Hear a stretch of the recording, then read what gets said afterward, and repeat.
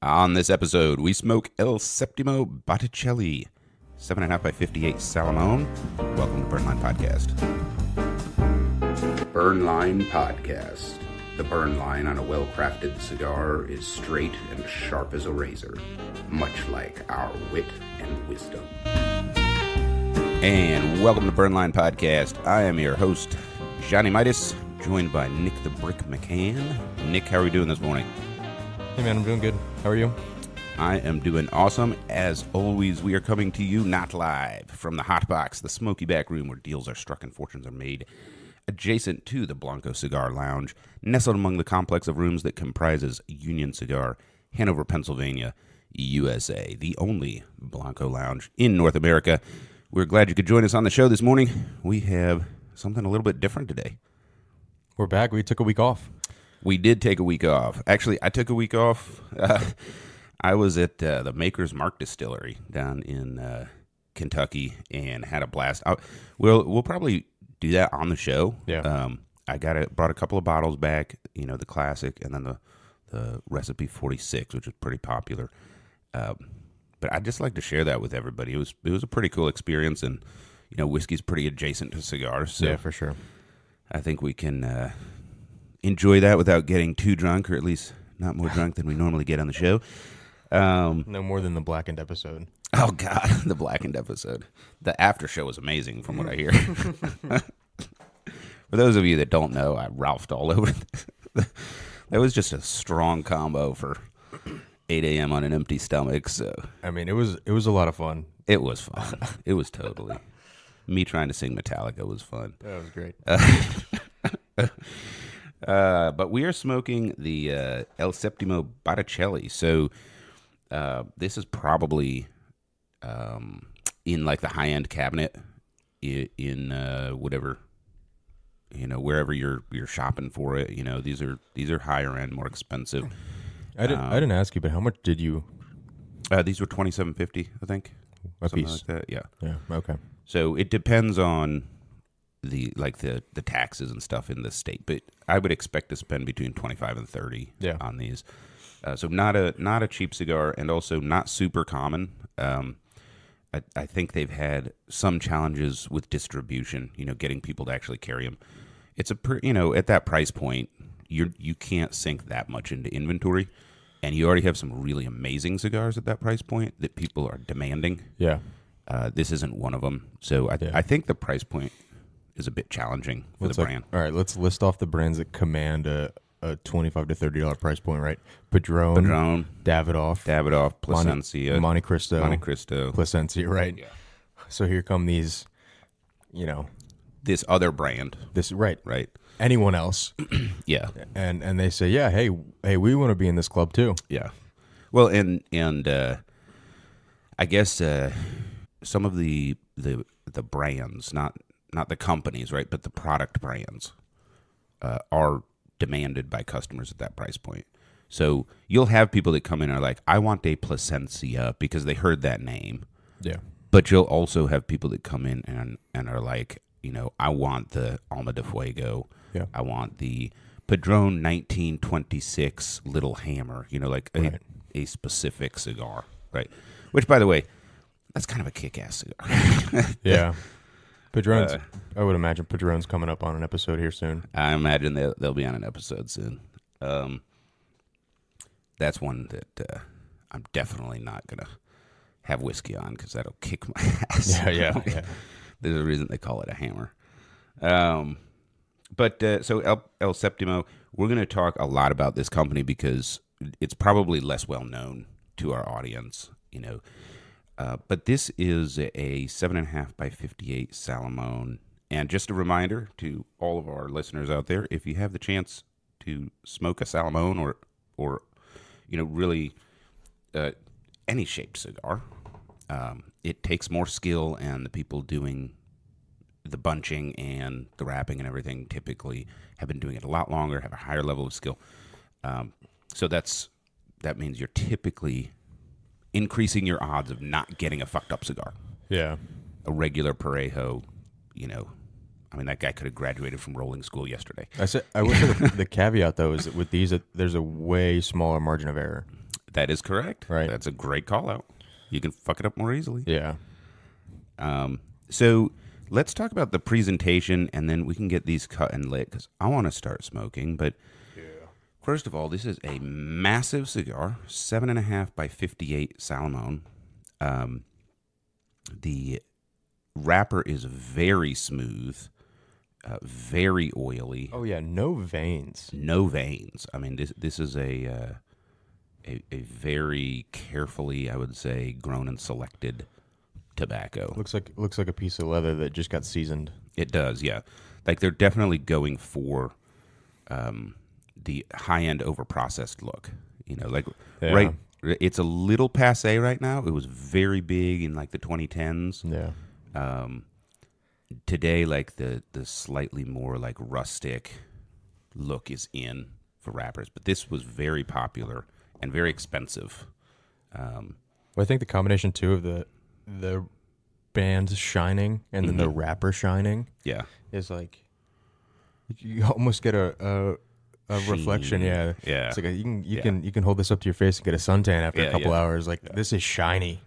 It does have an oily wrapper, and it has two bands. So there is a gold El Septimo band with their 7 logo. It looks kind of like a script 7 with an ink blot over the top of it. It's like the Spanish 7. Yeah, it's like with the line through the vertical line. Yeah, horizontal the line cross. through the vertical. Yeah, the cross. Yeah, it's kind of a Rorschach test with a 7 in the middle of it. It's like a Pollock. Yeah. Right? Yeah, without the color. It's a photocopy of a Pollock, yeah. If we're going with the art theme. So, but that's their normal logo, and then underneath is a green band that says Botticelli, the Sacred Art Collection, handcrafted. And I think the bands are pretty gorgeous. They've got a little bit of the what would you call it? Hologram. Yeah, holographic. It's the gold holographic. It's the border on both bands, which Cohiba is very famous for that on their cigars. So I can kind of see some of the pieces of branding from other companies that they're sort of drawing into their product. I would say that the wrapper and surface of the cigar is definitely Davidoff-esque. I think the bands are, they're kind of cribbing from Cohiba there, although these are a little less like classic, a touch more avant-garde, if you will. Yeah. The only other thing, and the box, I didn't bring it into the studio, but the box is kind of like lime green, right? Yeah, it's the same color as this other band. It's a good-looking box. Pretty simple though. It's pretty simple, yeah, which is appreciated. They didn't overdo it. But I do want to call your attention to this. What do you see? It's crooked. Oh, the band? No, the cigar. What do you mean the cigar's crooked? It's not straight. You mean there's a curve in the cigar? Yeah, it curves pretty significantly to the. It looks like an eggplant. Oh my God. He's being dramatic. You're being dramatic. It curves. All right. Yeah, there's all kinds of rooms for jokes there that we're not going to make, but it curves to the left a little bit. So overall, I would say, I don't know, like there's a lot of effort put in here. I actually don't think the presentation is that great. First of all, the cigar is too large. Yeah. Second, the shine on the wrapper and the bands, like you can't even take a picture of it very easily because it glares. Yeah. I just took a picture of it to highlight the glare. Yeah. That was very easy. Yeah. Right, exactly. I didn't have to try very hard. And then the wrapper, like, I appreciate it, but I will tell you, it's not, like, this is not cool these days, right? This super processed, super smooth, it doesn't look like tobacco anymore thing. It's just not, it's not in anymore. So appreciated. But, just like I appreciated 1940s Louis Vuitton bag, it's really well made and whatever. But it's just not cool anymore, you know, unless you're a hipster. So interesting. I mean, obviously, way more attention paid to this cigar than you know, some other cigars in the humidor, right? Yeah, it's almost like you could single stick display this in a museum. Like it's kind of that's what they're. Oh yeah, totally. You guys should have seen the look on this moron's face. Look, trying this cigar is fucking curved, it's man. Curved. Like it is curved. Look at that. For those of you who don't know, the Salamon tapers off at the foot and the head and the cap. So the cap is a bellicoso style cap, and the foot is what's called a nipple style foot. Like a shallow torpedo almost. Yeah. But the body of the cigar itself, cap and foot aside, grows bigger. Yeah, as grows bigger as you get closer to the foot, and slims down closer to the cap. Yeah. Yeah. Great description there. So let's get this cut and smoked, and with that, it is time for our official cutting of this El Septimo Botticelli. Your official cutting is brought to you by Fat Boys Cigars. The bold and delicious flavors of premium hand-selected tobacco leaves are highlighted in the original Jacked cigar by Fat Boys Cigars.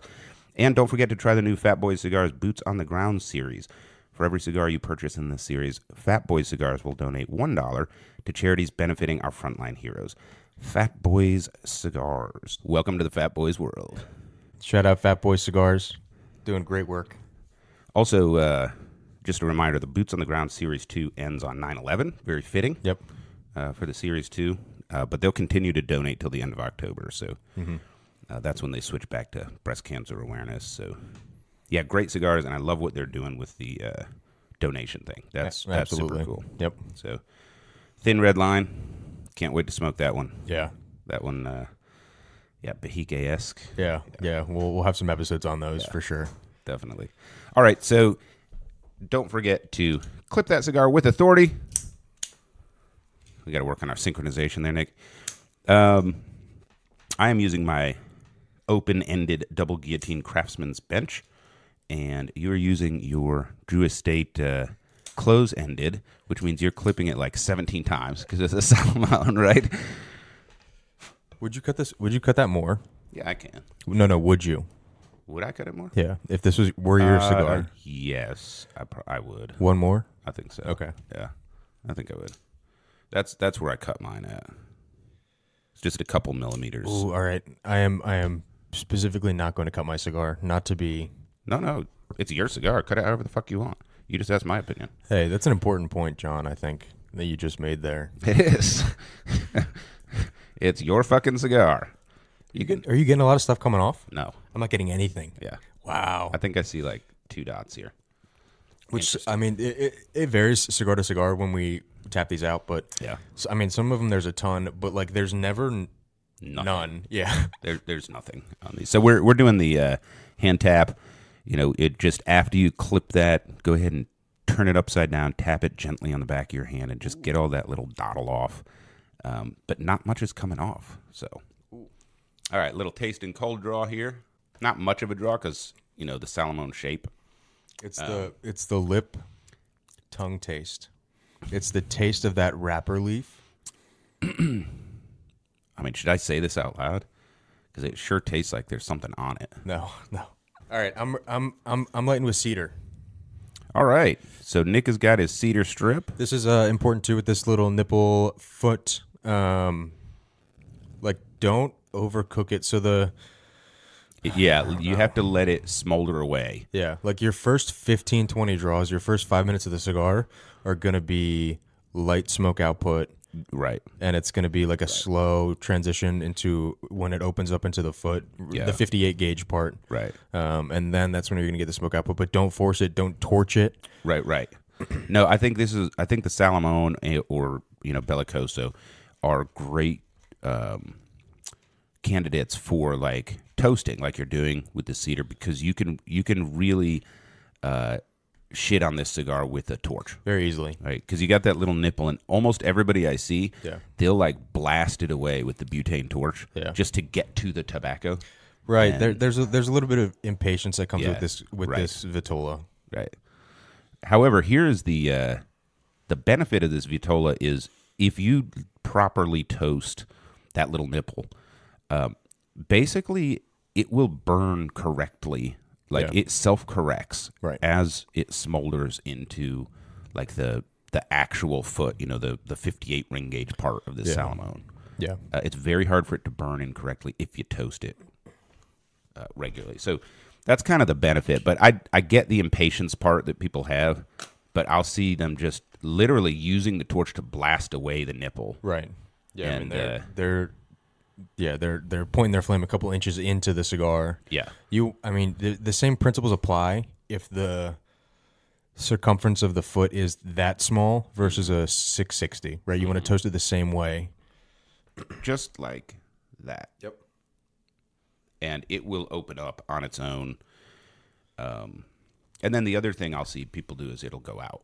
One thing that I like about the cedar strips that typically come in your cigar boxes, if you're toasting with them, is they do not release a significant amount of aroma, and there's virtually no byproduct. Like they turn into an ash that is finer than if you were burning paper. It's almost hard to believe until you see it. By the way, one of the uses of those cigar strips is actually to regulate humidity. So they also absorb humidity. So if the exterior, of the box of cigars is too humid, the cedar actually absorbs it and keeps it from over humidifying the cigars. But then if it starts to dry out, it releases its humidity. Typically, it's releasing humidity, up until the cigars are being sold. And so when you're using these strips, they're very dry, and that's good. So for me, that's a surprising mouthful of smoke. This, you can see I'm not past the nipple yet. Yeah. All right, so it looks like we are both toasted up, and we will let this burn a little bit. I'm looking at my wrapper. I can see I have one hole there. Yeah, I see that. And there's actually age around the hole, which means that this didn't happen like post-cigar production. As cigars age, if there's like a pinhole, it kind of like pulls back away and makes the hole bigger and gets a little thick. So Nick's wrapper is very sticky. Mine's a little sticky, that sheen. Mm. I'm not convinced there's not something on the outside of this wrapper, some kind of treatment. Yeah. I'm just not convinced there's not. The sheen doesn't look like normal tobacco oils. As well, the taste of this foot. In my opinion, so far so good.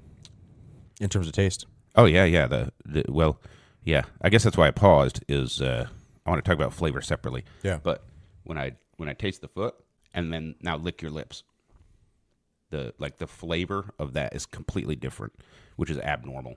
Right. For an untreated cigar, it's normal for an infused cigar. Right. Why don't we talk about flavor? And if it seems like we're being a little picky, it is. This is an expensive fucking cigar. Gosh. It's got high standards, right? Maybe we were unprepared for this. I didn't expect this much to be going on. Mm-hmm. So I get what you're saying. The wrapper taste in your mouth is a completely different flavor than the smoke output taste. Right. And neither are necessarily bad. No. But there's a very strong some cigar wrappers, folks that have smoked a lot of cigars, some cigar wrappers will leave a residue on your lips. If you have a mustache or a beard, right, then some of that might rub off on your facial hair. Mm-hmm. But this one, it has a very strong and distinct wrapper flavor. Right. And here's the thing. I have chewed on, licked, in other ways interacted with thousands of cigar leaves in my life. Not just cigars, but I'm talking about leaves, pre-wrapping and stuff like that, and they all taste like tobacco on your lips. Like there's different nuances, but you have a certain amount of leather based on the age, a certain amount of vegetal based on the age, and a certain amount of spice based on the region mostly, but also the curing process.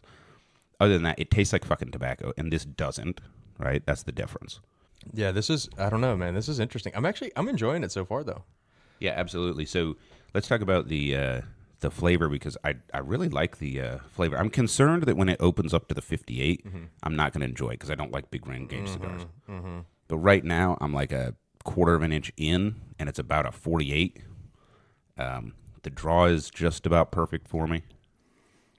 The flavor is really good. I'm getting very strong vegetal flavors, and that's mostly it. I mean, it tastes like tobacco stalk, tobacco stem. It does, right? I think. Let me take another draw before I open my mouth. It's pumpkin spice season, everyone. I'm pairing this El Septimo Botticelli with a iced pumpkin spice coffee from Starbucks. Oh God. Shoot me in the brain. Do you like that though? The coffee? Yeah. Yeah, I do. Because I rarely drink iced coffee. Even in the summer, I'm drinking hot coffee, and it's just always black.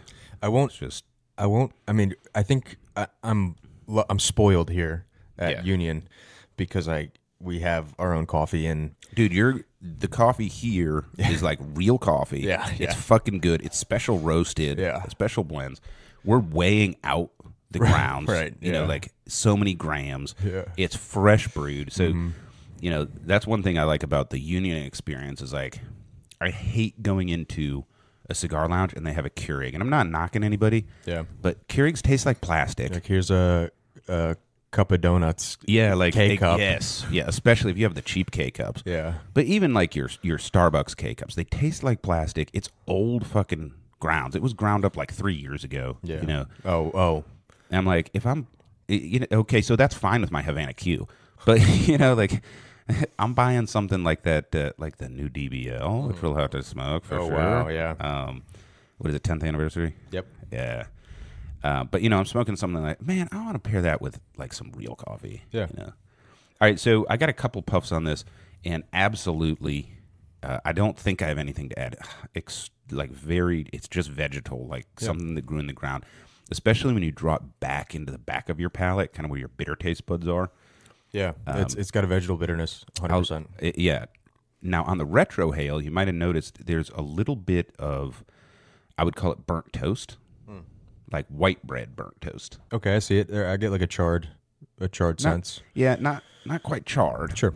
But you know how like the burnt sugars in white bread, like they have that, kind of flavor, and it's a little sweet. Yeah. Compared to the, I think it contrasts with the bitterness, maybe. Yeah. A rookie move. Jeez, it was you. It was you last time. It's me this time. Oh, forgot to turn your notifications off, did you? I nicked the brick. All right, so a couple of comments. First of all, as bizarre as it sounds, coming from Johnny Midas, I have a really, really deep appreciation for the branding with this Sacred Art collection. Absolutely. Like, not something I would normally associate with cigars. And also, it comes across as a little trying too hard pretentious, Yeah. But it's just fucking cool, man. So this is the Botticelli. They've got, what else do they have? Michelangelo. I think they have all the Ninja Turtles. Yeah. But I'll be honest with you, I think the branding is fucking cool. Like, this was a great idea, to pair a cigar with fine art. Dali, Rembrandt. Yeah. Yeah, they have them. Wait, Dali wasn't a Ninja Turtle? They fucked up. I don't know. This is like a weird cultural thing, too, because this is a very, distinctly European brand. Mm-hmm. Right? It's like El Septimo, and then in subtitle cursive, it says Geneva. Right. And then Septimo is obviously not an English word. Right.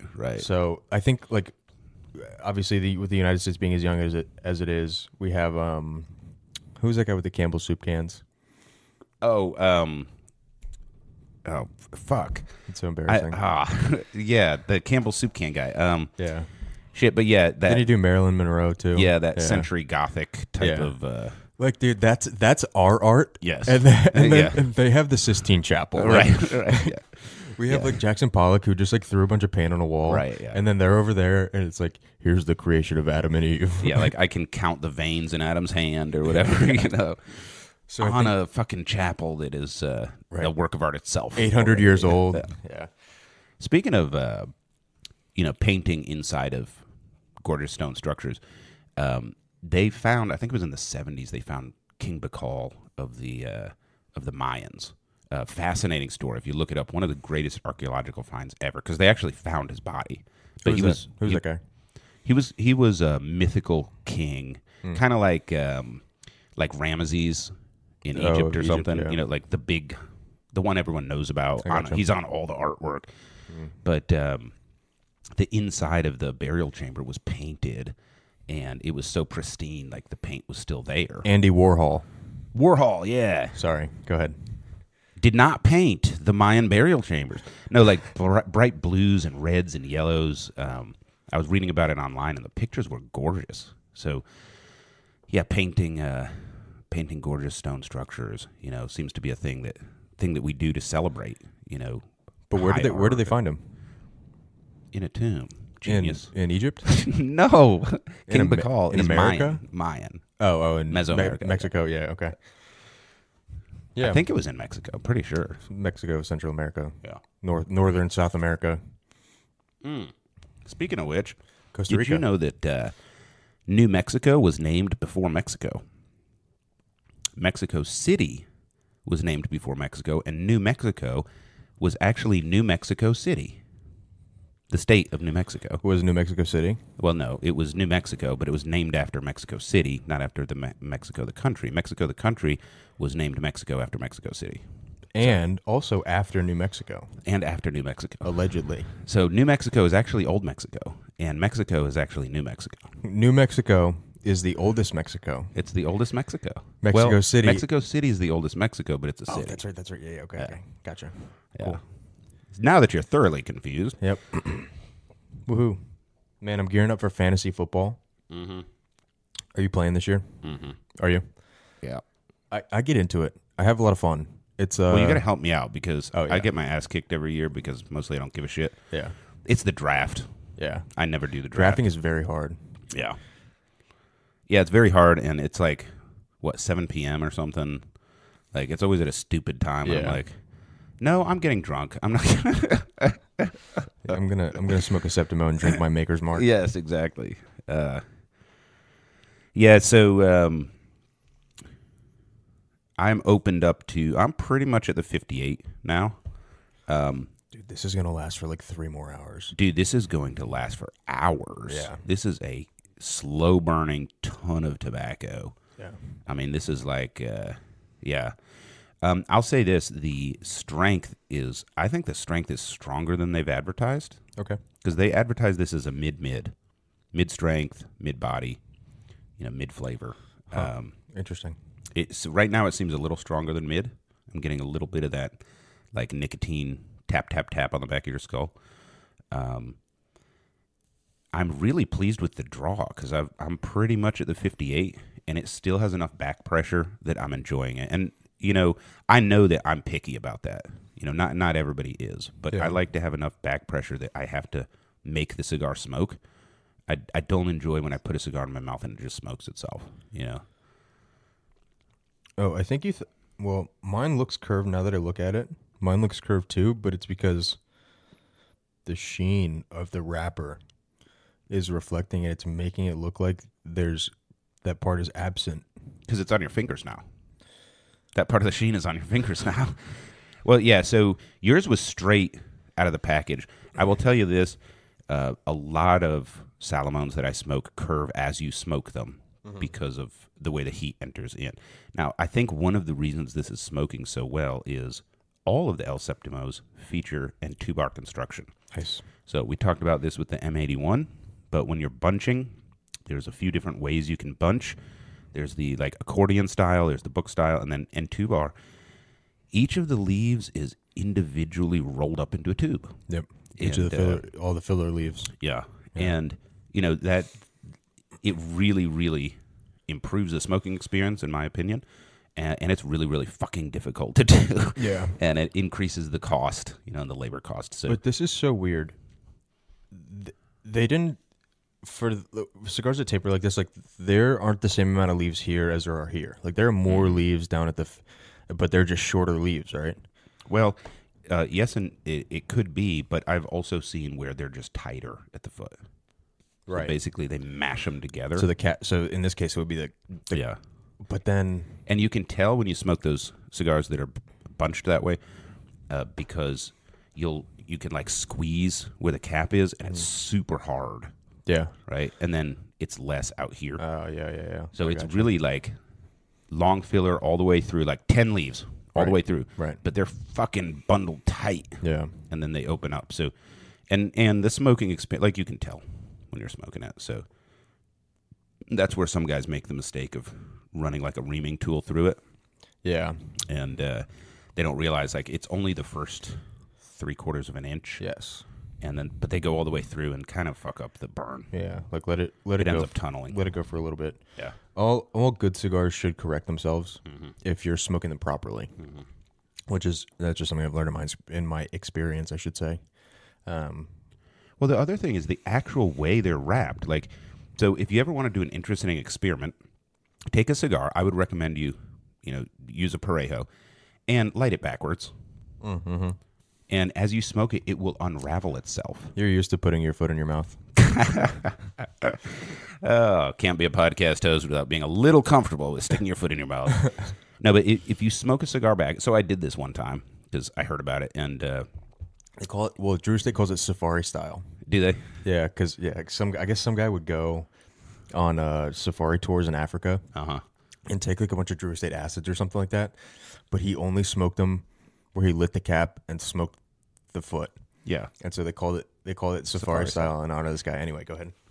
Well, no, the cigar will unravel itself because the way that they're wrapped is designed that, like, as it heats up, the leaf changes, like it shrinks and expands and stuff, and it's designed to actually tighten up as you smoke it.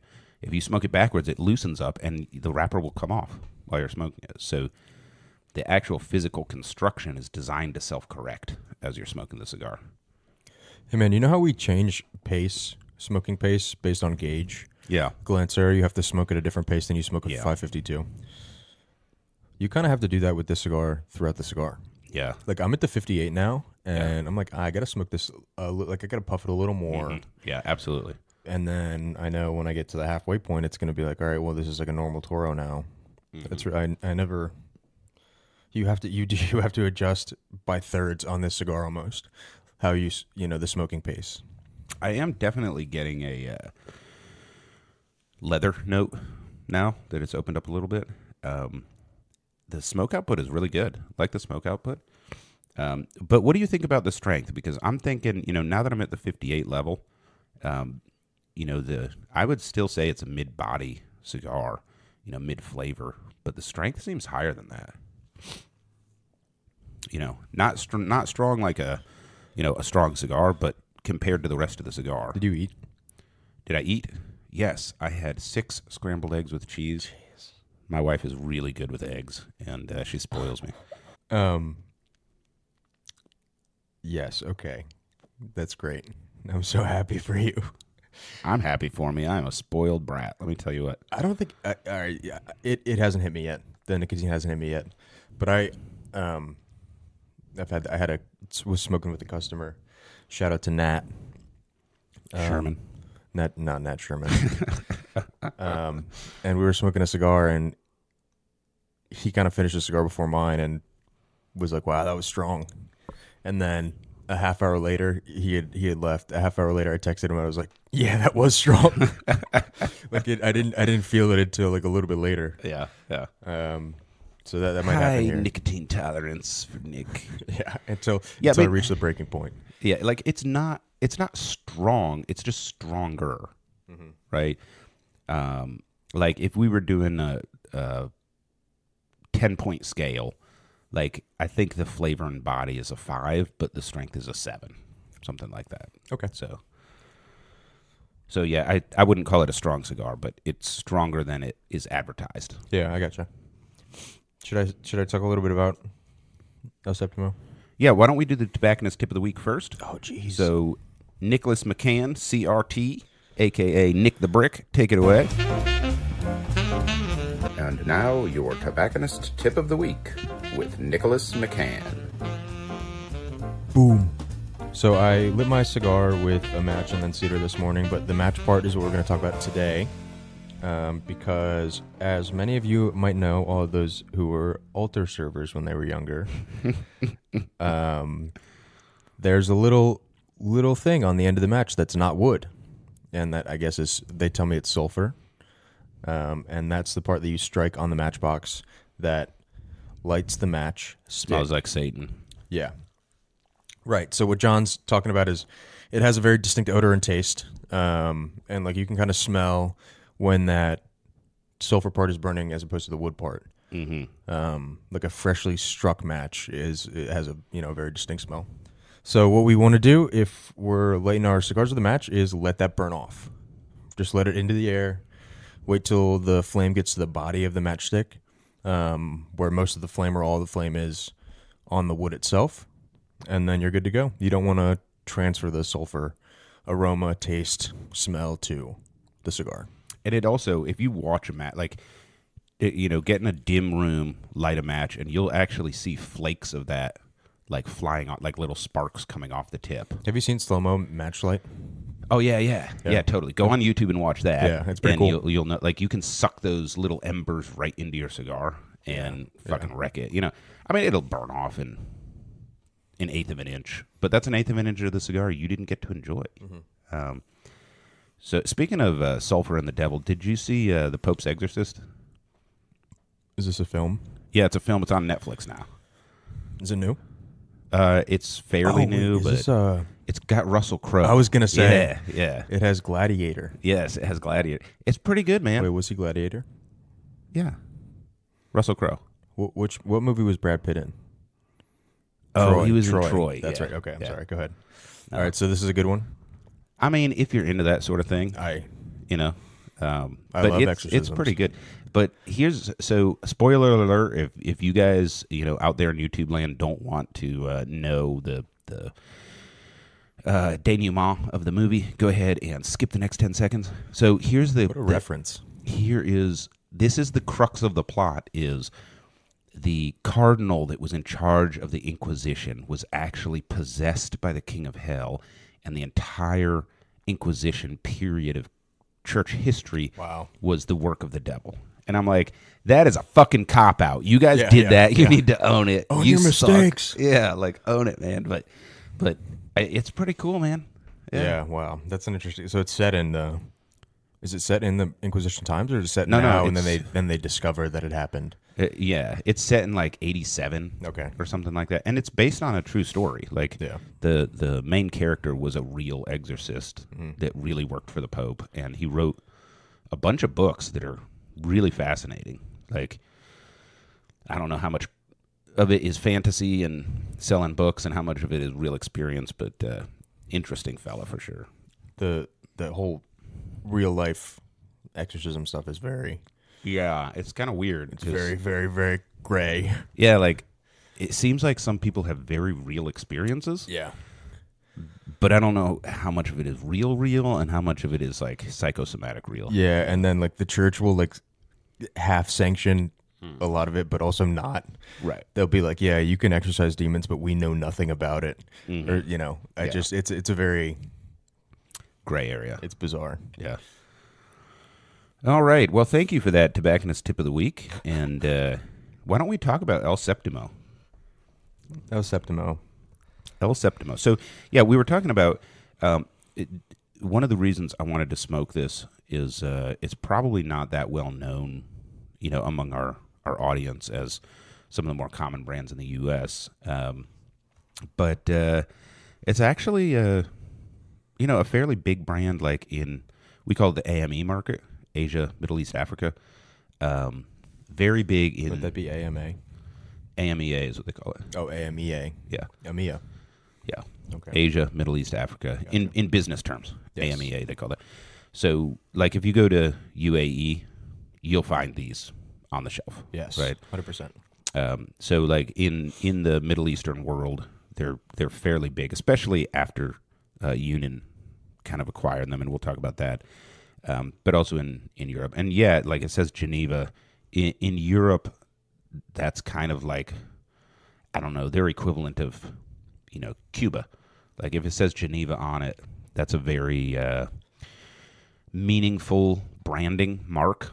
Right. Like I don't think there's any connection to Geneva with El Septimo. Right. But they put that on there. And the reason for that historically is Geneva was the place where, most of your Cuban cigars were initially imported. And one thing I will say about Cuban cigars is they have been very vigilant and diligent over decades to control the chain of custody, right? So if you have confidence in the chain of custody in the Cuban cigar you're purchasing, it is a Cuban cigar, right? And not a counterfeit.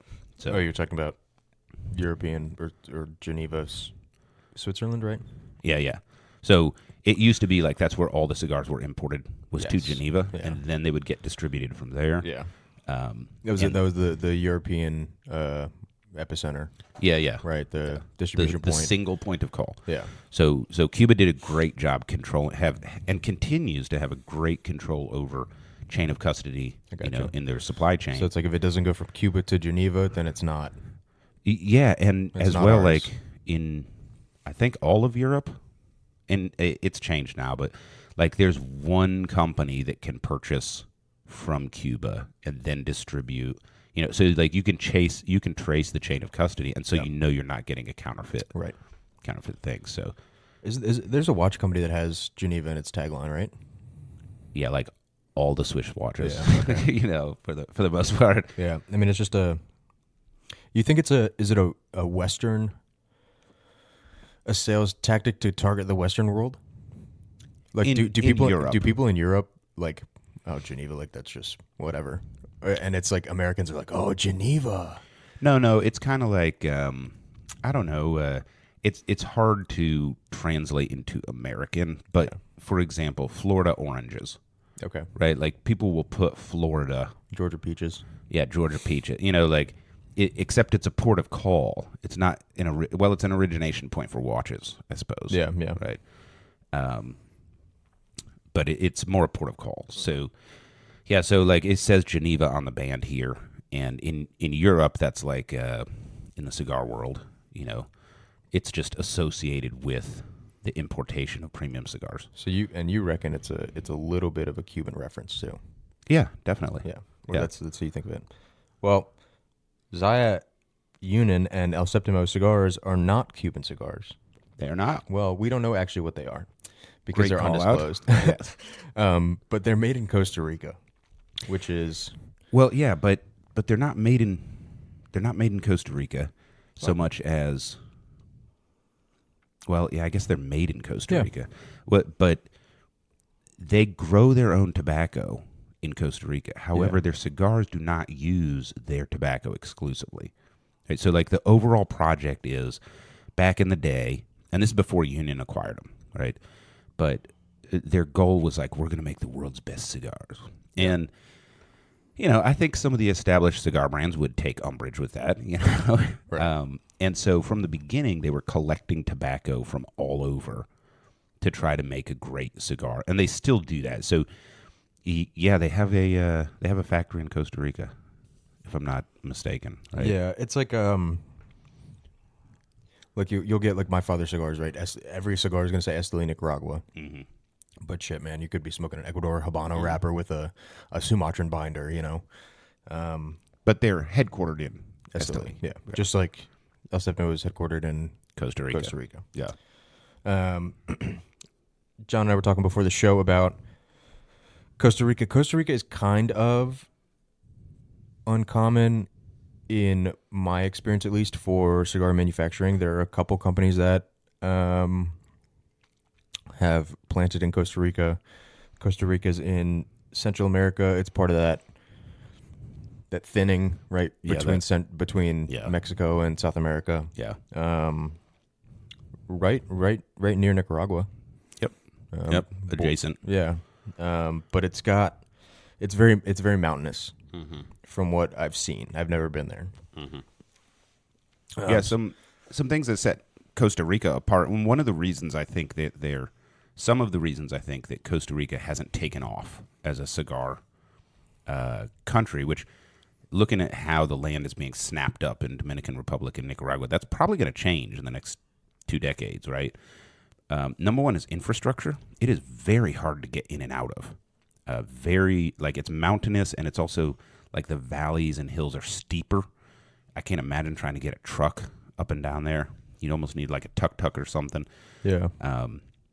As well, the elevation is very high.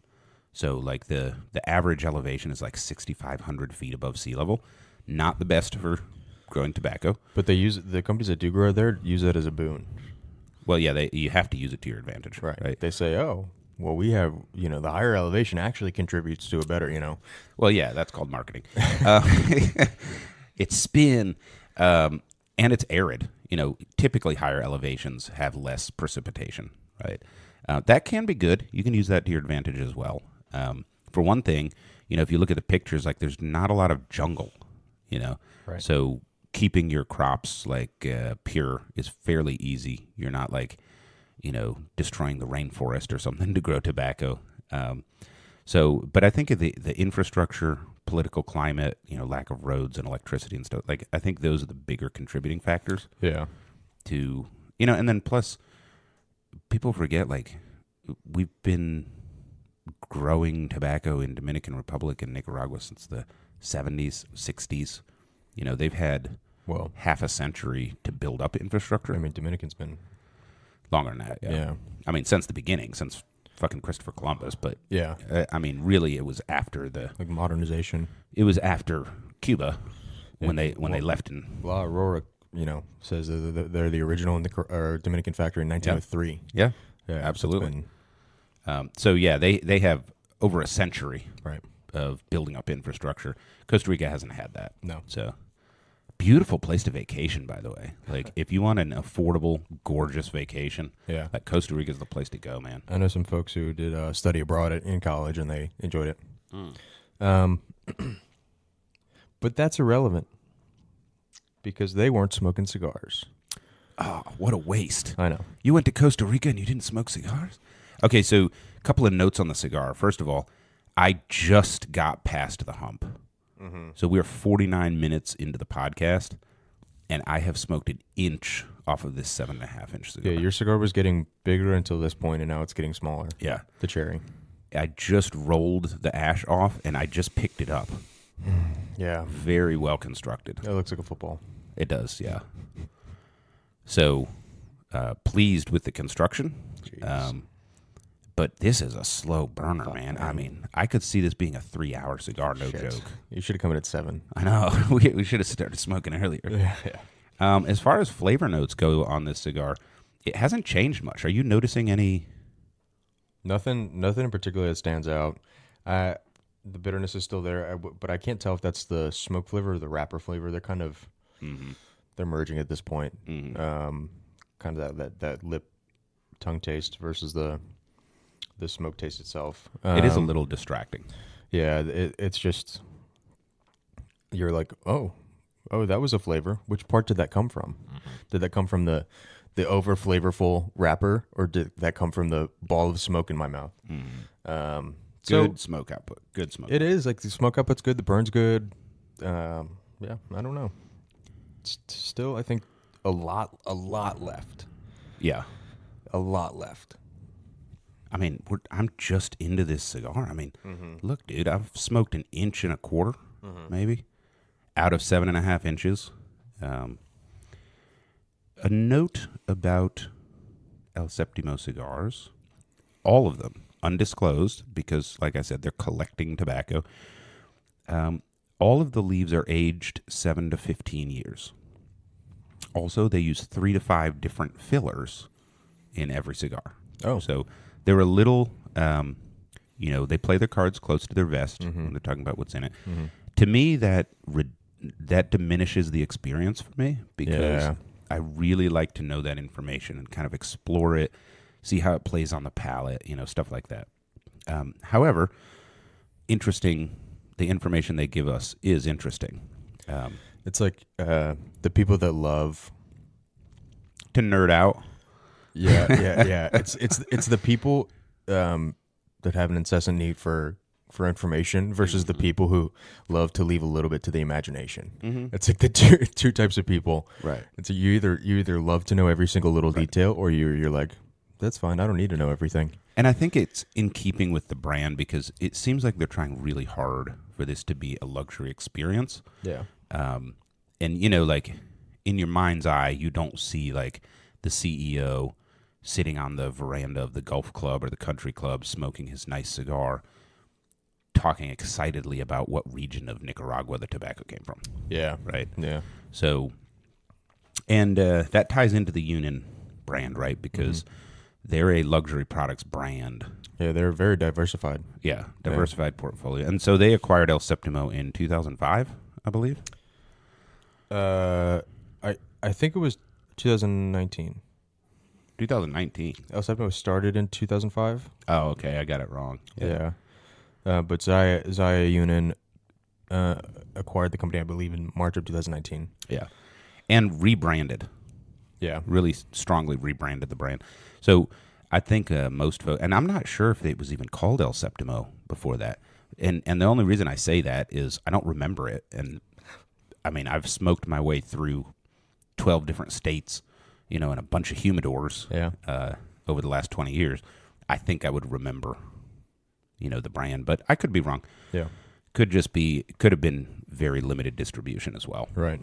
So with that, I think it is time for our tobacco news of the week with Nicholas McCann. Cigar News. Here is your host, Nicholas McCann. Hey, man, the news of this week is this cigar is burning real slow. Oh, yeah. So I think the probably the biggest news this week was there was a kind of a shakeup in not necessarily a bad way at the head of Altadis or Tabacalera USA, I guess is. Yeah. Which is their sub company for North America. Yeah. Yeah. So basically the head of JR Cigars is going to be the head of Altadis now. Tabacaleras USA, leg of Altadis. Yeah. And then the head of Casa de Monte Cristo is going to be the new head of JR Cigar. Okay. And then there's an interim head of Casa de Monte Cristo, and they're going to fill the position as well. All right. So they, I guess guys just shifted up. Shuffled. A spot. I don't know. Because it's like the three really big entities within the corporate scheme here. So the JR guy became head of Altadis USA. The Casa de Monte Cristo guy became head of JR.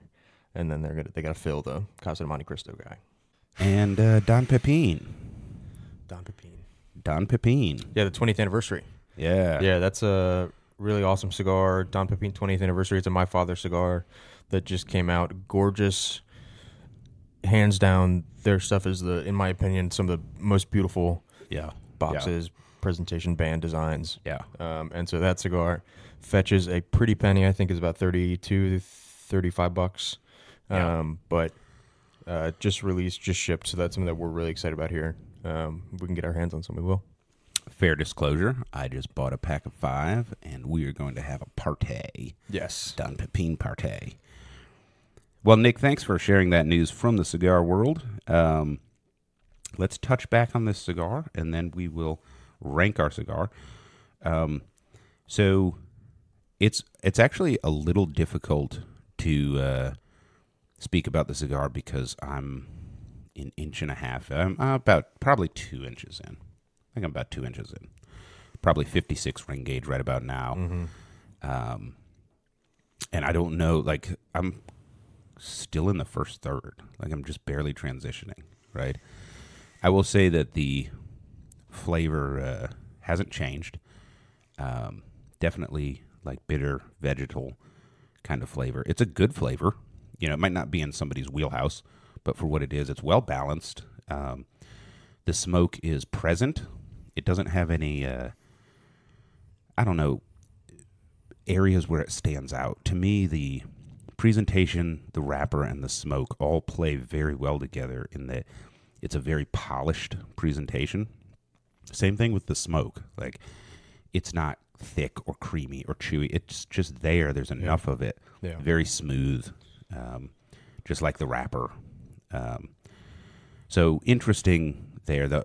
I think the biggest comment I would make on flavor is for a cigar that is presented as a luxury smoke, I don't think the flavor matches the branding.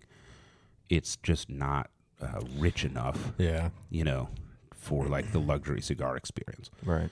To me, this, you know, it's there's nothing wrong with the flavor, but it doesn't smoke like a $30 cigar.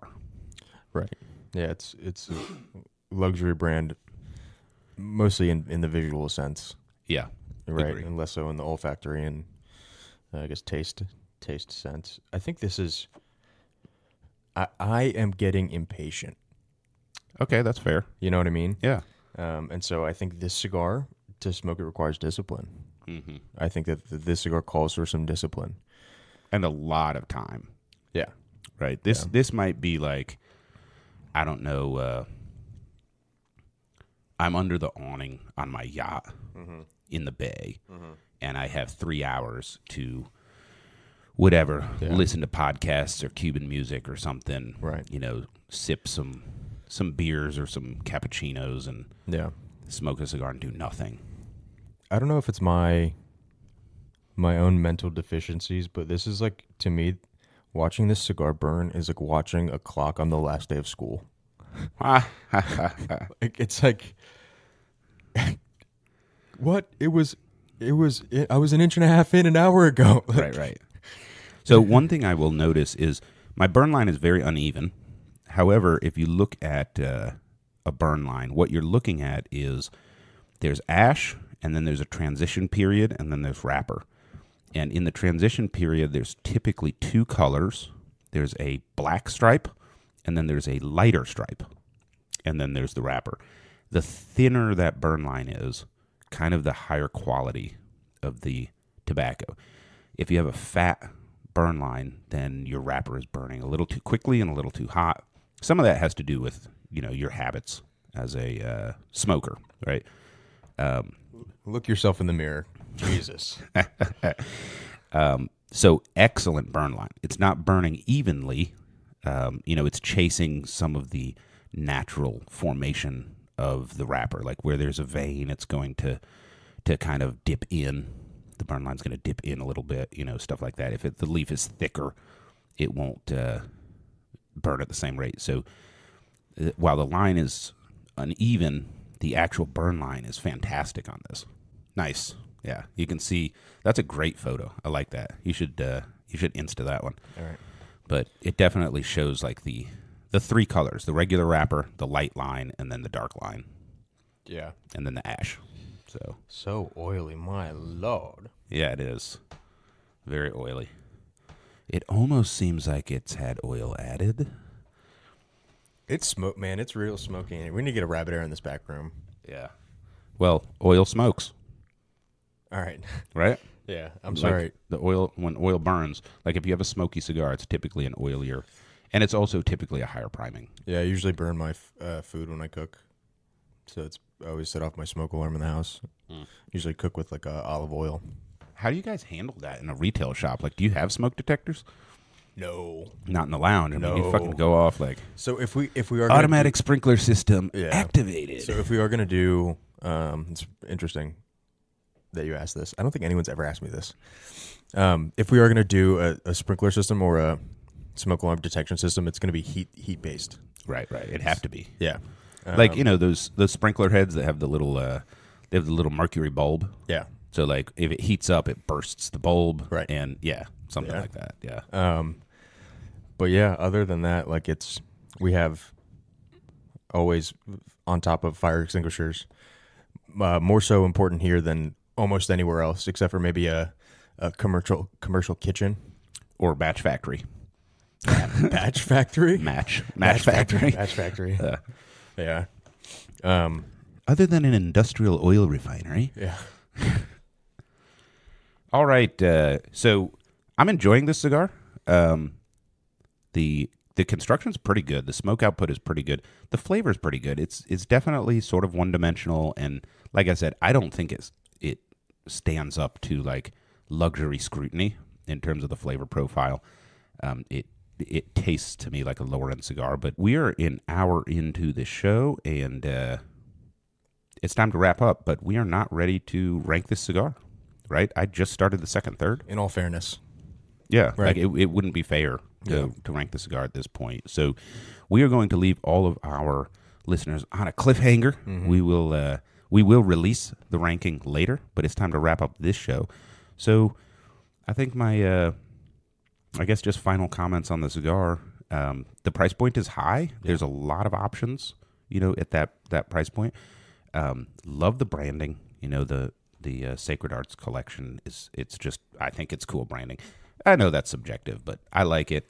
The box, the bands, the wrapper, pretty cool. I think they meet the high end standard. Yeah. The end 2-bar construction is notable. I can tell, with the smoke output and draw, this is a very well constructed cigar. Flavor, probably not in everybody's wheelhouse, to be honest with you. But if you like that, vegetal tobacco taste, which a lot of folks do, you'll enjoy it. And I'm enjoying it because I don't smoke a lot of cigars in this right.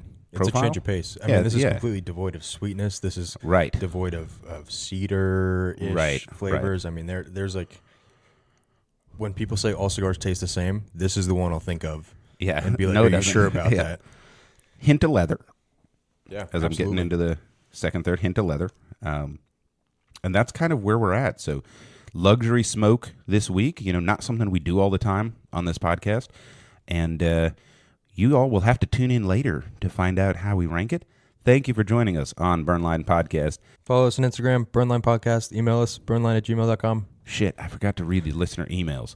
And don't forget to email us, burnlinepodcast@gmail.com. And follow us on all of the socials. I've got Nick working on that because he knows this shit and I don't. So thank you, Nick, for taking over that. I'm just Gen Z. That's all. Totally. I'm old. But we appreciate your listening to the show, and please contact us because we cannot get better or give you what you want unless you talk to us. So get out of your shell. Send us an email. Pick on Nick. We love all this stuff. All right. Thanks, guys. Have a good week.